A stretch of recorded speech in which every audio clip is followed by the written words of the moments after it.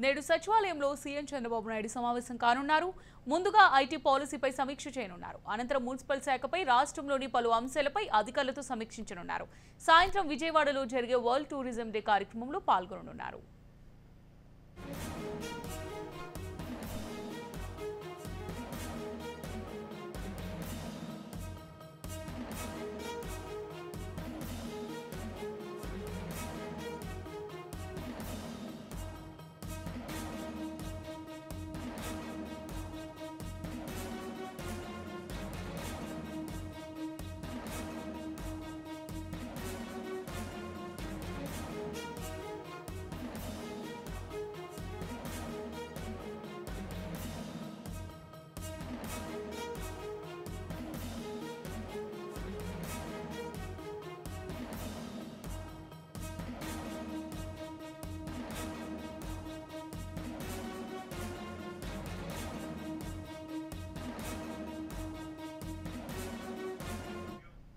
నేడు సచివాలయంలో సీఎం చంద్రబాబు నాయుడు సమావేశం కానున్నారు. ముందుగా ఐటీ పాలసీపై సమీక్ష చేయనున్నారు. అనంతరం మున్సిపల్ శాఖపై రాష్ట్రంలోని పలు అంశాలపై అధికారులతో సమీక్షించనున్నారు. మరి సమావేశానికి సంబంధించి మరింత సమాచారం మా ఏపీ బ్యూరో చీఫ్ క్రాంతి అందిస్తారు. క్రాంతి.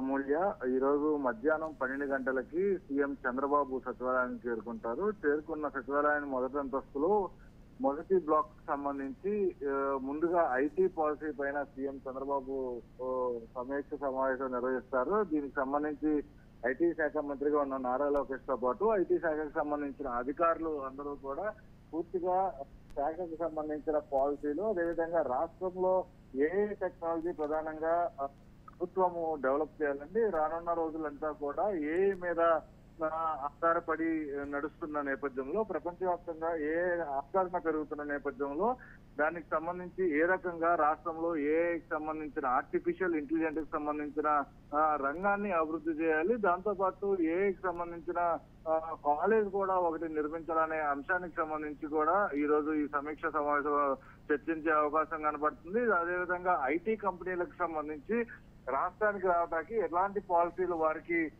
తీసుకురావాలి, రాష్ట్ర అభివృద్ధికి సంబంధించి ఐటీ ఏ రకంగా దోహదపడాలి అనే అంశాలపైన కూడా పూర్తి స్థాయిలో సమీక్షించే అవకాశం కనబడుతుంది. మరోపక్క ఆర్టీజీఎస్ సంబంధించి ఐటీ విభాగాన్ని ఏ రకంగా లింకప్ చేయాలి, అదేవిధంగా ఐటీతో పాటు నిరుద్యోగులకు సంబంధించి ఏ రకంగా వారికి ఉద్యోగ అవకాశాలు కల్పించాలనే అంశాలపైన కూడా పూర్తి స్థాయిలో ఈ రోజు సీఎం చంద్రబాబు ఐటీ శాఖ పైన ఒక పాలసీకి సంబంధించి సమీక్ష సమావేశం నిర్వహించే అవకాశం కనబడుతుంది.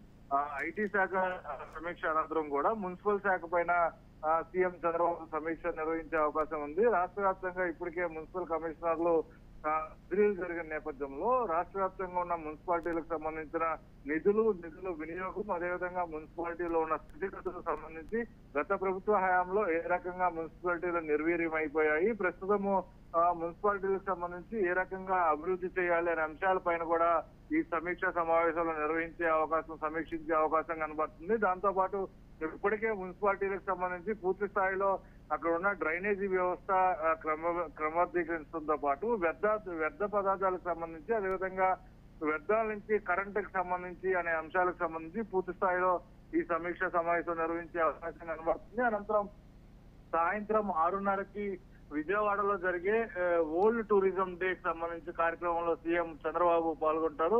పూర్తిగా ఈ రోజు మధ్యాహ్నం 12 గంటల నుంచి కూడా బిజీ షెడ్యూల్లో చంద్రబాబు నిమగ్నమై ఉండే అవకాశం ఉంది. పలు సమీక్షా సమావేశాలతో పాటు పలు కార్యక్రమాల్లో కూడా చంద్రబాబు బిజీగా గడిపే అవకాశం అయితే ఉంది. అమూల్య. రైట్ క్రాంతి, సాయంత్రం ఇంతకుముందు మీరు అన్నట్టు సాయంత్రం విజయవాడలో జరిగే వరల్డ్ టూరిజం డే కార్యక్రమంలో కూడా పాల్గొన్నట్టుగా తెలుస్తుంది. మరి దానికి సంబంధించి పూర్తి డీటెయిల్స్ ఏ విధంగా ఉన్నాయి?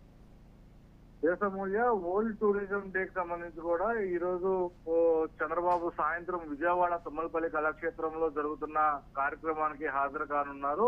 వరల్డ్ టూరిజం కార్యక్రమానికి సంబంధించి ఇప్పటికే ముఖ్య అతిథిగా చంద్రబాబుతో పాటు డిప్యూటీ సీఎం పవన్ కళ్యాణ్ కూడా హాజరవుతున్నారు. ఈ కార్యక్రమానికి సంబంధించి పూర్తి స్థాయిలో అటు పర్యాటక రంగానికి సంబంధించి రాష్ట్రం ఏ రకంగా ముందుకు వెళ్ళబోతుంది, పర్యాటకాన్ని రాష్ట్రంలో ఏ రకంగా అభివృద్ధి చేయబోతున్న అంశాలపైన కూడా మాట్లాడే అవకాశం కనబడుతుంది. మరోపక్క పర్యాటకం మరియు శాంతి అనే థీమ్ తో వరల్డ్ టూరిజం డే 2024కు సంబంధించి నిర్వహణకు సంబంధించి ఈ రోజు ఈ నిర్వహణ కార్యక్రమాన్ని చేపడుతున్న పరిస్థితుంది. పర్యాటక రంగానికి సంబంధించి 38 విభాగాల్లో సీఎం డిప్యూటీ సీఎం చేతుల మీదుగా ఈ కార్యక్రమంలో పలువురు అవార్డులు ప్రదానం చేయనున్నారు. దాంతో పాటు పర్యాటకుల గమ్యస్థానంగా ఏపీని తీర్చిదిద్దాలని భావిస్తున్న నేపథ్యంలో రాష్ట్రంలో పర్యాటకులకు సంబంధించి ఏ రకంగా ఉండబోతుంది, పర్యాటక పరంగా ఏ రకంగా రాష్ట్రాన్ని అభివృద్ధి చేయబోతున్నారు. ఎందుకంటే అతి సుదీర్ఘ తీరంగా ఉన్న అటు తీర ప్రాంతంగా ఏపీని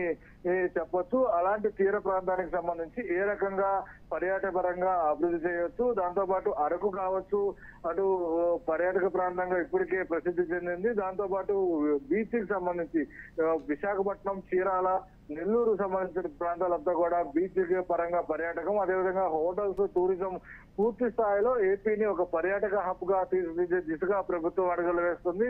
ఈ రోజు దానికి దిశగానే ఏ రకంగా పర్యాటకంలో ప్రభుత్వం ముందుకు వెళ్ళబోతుందనే అంశాలకు సంబంధించి కూడా అటు చంద్రబాబు ఈ వేదిక నుంచి ప్రసంగించే అవకాశం అయితే ఉంది. Right, thank you Kranti.